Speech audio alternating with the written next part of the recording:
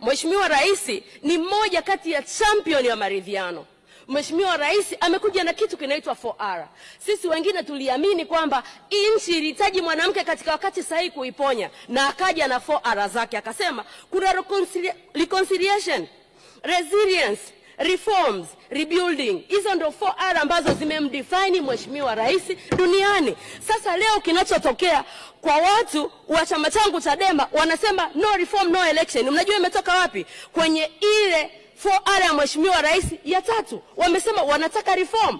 Ni kwa nini wametaka reform? Kwa sababu ya past experience. Sisi wote humu ndani tumewahi kukiri kuna wakati mambo yanaweza kwenda ndivyo sivyo. Hivi kwa watu kusema wanataka reform ni kosa? Mheshimiwa Rais yeye ameridhia kwamba hii nchi kama taifa tuje pamoja, tujadili mustakabali wa maendeleo yetu. Ndio maana ameleta reform. Ameongelea reconstruction. Kuna shida ya reconciliation. Leo tunawaweka watu ndani kwa sababu ya kutaka reform. Tundu Lissu ni sahihi. Hii amani tulionao leo, amani ni tunda la haki. Amani tulionao leo, kuna watu wamefanya kazi kubwa mpaka amani tunayo leo. Hatuwezi kukubali kuivuruga amani kwa sababu ya ubinafsi wa uchaguzi. Hatuwezi kutaka kuhimiza Tanzania. Kwanza wanasiasa ni wangapi?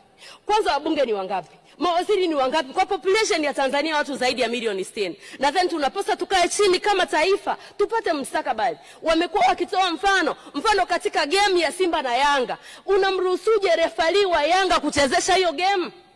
Hayo maelezo mbona ni yako wazi? Na nirudie kusema, iki chama kazi mmefanya, si mmejenga rami, si mmepeleka zahanati, si mmepeleka umeme, kwani shida iko wapi refali akiwa neutral? Mimi nadhani hiyo ndio call napasa kuitoa. Nimalizia na chaguzi za serikali za mtaa. Aliyemaliza kuongea ameongea. Mheshimiwa Mwenyekiti, kwa dakika moja. Kuna maeneo ambako kulikuwa na mgombea mmoja. Wananchi walipasa kupiga kura ya hapana. Hao ndio. Au wananchi walipiga kura ya hapana, maeneo mengine kura zao hazijawahi kuhesabiwa mpaka leo na mshindi hajawahi kutangazwa. Haya mambo yanaliumiza taifa. Sisi tunataka taifa letu la amani lenye viongozi wanaoheshimika waliopatikana kwa credibility. Tudumishe hiyo, itatufikisha mbali. Nakushukuru Mheshimiwa Mwenyekiti.